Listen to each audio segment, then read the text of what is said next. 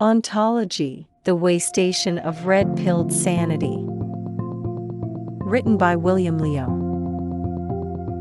Translated by Deep L and a Human. Read for you by Ginny, Arya, and Guy. All bots. The Reshaping of the World Order After the First World War. Part 5. There is now an afterthought that the nationalist government was regarded as the direct heir of the Beiyang government and considered a core part of China's reconstruction and prosperity, but this argument is totally indefensible. Modern history is different from other eras. Literature evidence on modern history is extremely rich. Even after the Communist Party had covered up and destroyed a lot of them, the plentiful materials left by the Soviet Union and Japan are sufficient to fully explain the situation. Since the nationalist government was established in 1928, it could not be an organization to rebuild China in a dual sense. First, it was born out of opposition to the Beiyang government and the Revolution of 1911. What was the National Revolution for? The overthrow of foreign powers and the elimination of the unequal treaties. What was an unequal treaty? These were the various treaties expressly recognized by the Revolution of 1911 and the Republic of China. The premises for the Revolution of 1911 and the Republic of China were to implement European-style parliamentary politics domestically, respect the international system internationally, and maintain international coordination among the great powers. These were the basic conditions for the very existence and development of the Republic of China. These prerequisites have been described by the Nationalist Party's National Humiliation Awareness Campaign and our revolutionary ideological education as unequal treaties. In fact, they were not. France after the Napoleonic Wars, Germany after the First World War, and Japan after the Meiji Restoration all accepted such treaties when they first joined or restored the international system. After a period of time, the treaties could be gradually revised to become more favorable to China. But if you use revolutionary means to destroy these treaties, you would find yourself in an awkward position. It was as good as to declare that I am no longer subject to the law enforced by the police, and that I would grab everything in the conference room as my own. This is okay until another robber comes to rob me. Then if I report to the police, will the police take up my case? The police will definitely say you have already declared that you are not protected by us, you had looted us, now another robber came to rob you. It is a dogfight among the outlaws. You don't need to expect us to protect you. After the Manchurian incident, Chiang Kai-shek ended up in this pitiable situation. Although he tried to convince the whole world that Japan had invaded him. But the problem was that he had adopted revolutionary diplomacy, unilaterally abolished treaties, taken back concessions, expelled British and American missionaries, and confiscated their properties. You had already broken the rules. How could you expect the international community to punish others to avenge you? A good citizen can ask for the protection of the police because he abides by the law. You have already gone beyond the scope of legal protection, so you can only be on your own strength. Look at what happens in Syria. The Assad government is treated differently than the Iraqi government. When the Islamic State strikes the Iraqi government, the United States will send troops to intervene to help the Iraqi government, although the Islamic State also attacks the Syrian Assad government and the Americans stand by and let the Assad government fend for itself. Why? Because Assad is also an enemy of the United States, it is not protected by the international system, while the Iraqi government is an ally of the United States. The United States will protect its allies, but not its enemies. The nationalist government was in the same position as the Assad government. It was a sabotager of the treaty system. Therefore, it was not entitled to international protection. Not only after the Manchurian incident, but even after the July 7 incident, the nationalist government sought help everywhere. The British diplomats estimated that the July 7 incident was only a coincidence. When the July 7 incident took place, none of the high-ranking Japanese generals who commanded the North China garrison was present. If the Japanese really wanted to start a war, its generals must have been in their respective positions. It is inconceivable to start a war without the high-ranking generals present. In addition, the Japanese did not even have real ammunition during the drill, and they used blank ammunition, which proved that the Japanese were indeed only exercising. The Northwest Army stationed in North China had been the main target of Soviet penetration since the Feng Yuxiang era, who received more funding than the Communist Party itself.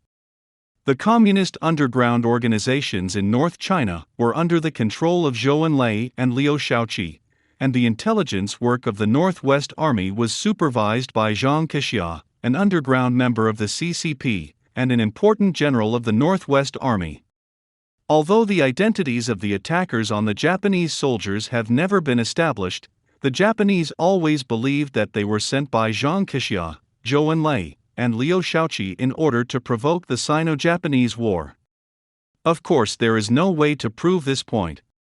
But if you propose that this incident was a conspiracy by the Japanese as an excuse to invade China, all the evidence points out that the Japanese did not have such a scheme. The Japanese acted simply out of consideration of their honor, that is, the reputed Japanese Imperial Army had been attacked by such a weaker army. If we did not retaliate against you severely, it will damage the repute of the Imperial Army's military might. Then the Japanese retaliated frantically, so much so that they transgressed international laws, killed civilians, and committed various war crimes. Because of these war crimes, the international community condemned Japan. Then the Chinese took advantage of the situation and blamed all the illegitimate activities and their consequences on the Japanese. But if you really want to investigate this dispute, the story was really like this: the Chinese had a fight with the Japanese. At first, both sides used illegitimate methods. Later, China lost. Japan still refused to desist and went too far. At this time, the police intervened and arrested Japan, who had gone too far, and sent it to prison, but this does not mean that Japan initiated the whole thing. The relation between China and Japan is akin to that between Arab and Israel.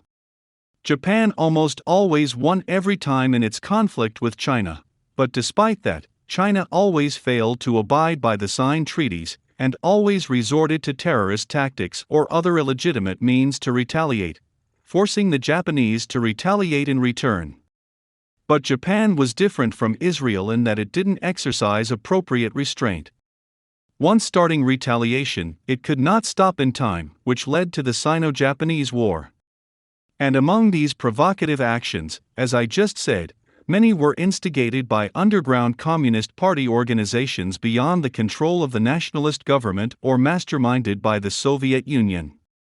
They didn't only try to attack Japan, but also planned to destroy the Nationalist Party along the way.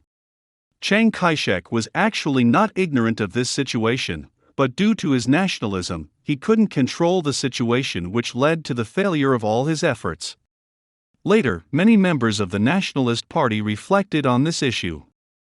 People like Hu Shi and Jiang Tingfu had come to a full understanding of this point. In hindsight, even in 1928 and the Golden Decade, the foundation of the nationalist government was very vulnerable. In the international community, it was a revolutionary regime similar to the Assad regime. On the one hand, it antagonized Western countries and engaged in anti-imperialism and anti-colonialism. On the other hand, it advocated Chinese nationalism and had to oppose the Soviet Union and the Communist Party of China, as well as the pro-Soviet warlords such as Feng Yuxiang and Xing Shizai. How could one survive fighting against the powerful forces of imperialism and the Soviet Union at once? Fighting on the two fronts was doomed to defeat. Chiang Kai-shek relied on his $4 trillion at his best time, which was an extremely vulnerable position in the eyes of the Soviet Union and the Western world. If he simply relied on imperialism to suppress the agents of the Soviet Union as the Beiyang warlords and Zhang Zuolin did, he might have been able to succeed.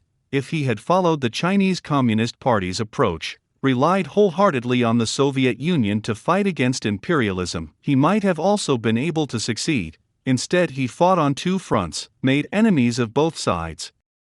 From the very beginning, his attempt was doomed to failure. As long as he followed the two-front combat strategy of defeating imperialism and destroying communism, no matter if his specific tactics were wise or correct, his overall striving on mainland China was doomed to failure. This is the view from the domestic angle of China. From the perspective of the international community, it was much simpler. From the 1920s through the 1930s to the 1940s, China, as a whole, was abandoned by the international system, just like the Middle East now. To the imperialists, this land was too poor to be worth the huge investment required for its occupation. Yet to the Soviets, it was still a very precious territory that must be appropriated. Imperialism was not eager to keep it, while the Soviet Union was determined to get it. Then the situation was in favor of the Soviet Union. In the Far East, the only foreign power that had a strong interest in China was Japan. Hence, Japan attacked China. From the standpoint of view of Japan, its attacks on China had a dual purpose. First and foremost, especially in the Northeast, it was to hit the Soviet Union. Britain and the United States were not against this purpose. Not only did they not oppose it, but they were also in fact quite appreciative of it. You can tell by the diplomacy of Britain and the United States in the early years after the Manchurian incident, and even the early years after the July 7 incident. The Soviet Union was the only power willing to support Chiang Kai-shek at that time. The Soviet Union supported Chiang Kai-shek in order to prolong the war and entangle China and Japan, which was most beneficial to the Soviet Union. The United Kingdom and the United States have adopted a policy of equal punishment to both sides, believing that both China and Japan were equally responsible for the war, and lean towards neither. Until Japan's second purpose revealed that it attacked China ultimately to establish a parallel international system centered on Japan, and to overthrow the rule of white imperialism in the world.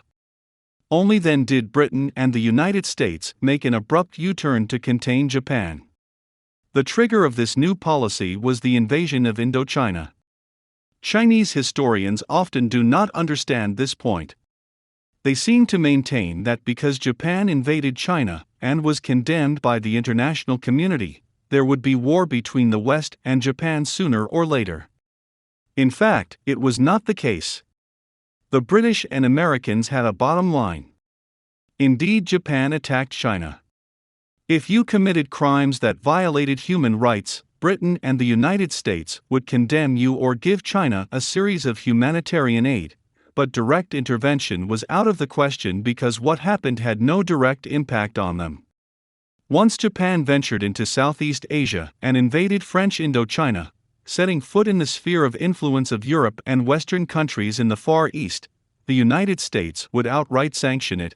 This was their bottom line. The Sino-Japanese War could still be tolerated. Invading Indochina and the Far Eastern colonies triggered blockade and sanction by the United States, under which all kinds of materials, especially the oil supply, were cut off. The Japanese had the choice either to wait and die or to risk everything and fight. Then occurred the attack on Pearl Harbor. The Pearl Harbor attack was caused by Japan's move from opposing the Soviet Union and China to challenging Britain and the United States. The logic behind it is crystal clear. If we look at the entire matter from Japan's standpoint, Japan had actually gone too far. If it had been satisfied with attacking China and the Soviet Union only, just as Israel now only hits the Arabs, it would not have been opposed by Britain and the United States. If it had withdrawn from mainland China at an appropriate time and used the Northeast as its base to firmly resist the Chinese Communists and the subversive forces of the Soviet Union, it may even have been rewarded by Britain and America. It would have been even possible that after decades of persistence, when the Cold War broke out, Japan would have become the main ally of Britain and the United States in the Far East, just like Franco's Spain, and Manchuria may even be recognized by Britain and the United States, just like South Korea now, entirely probably to become the power engine of East Asian economy.